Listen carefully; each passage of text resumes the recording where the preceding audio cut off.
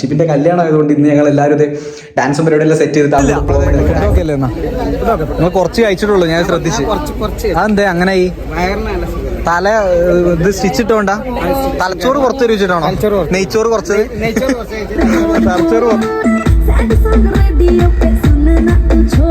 Guys അടുത്ത് കയറാനുള്ള set ചെയ്തോണ്ടിരിക്കണ്ട. ഇവിടെ കിടിലൻ ടീം സ്പോട്ടിൽ തന്നെ സെറ്റ് ചെയ്യലും ഇവനതിലല്ല.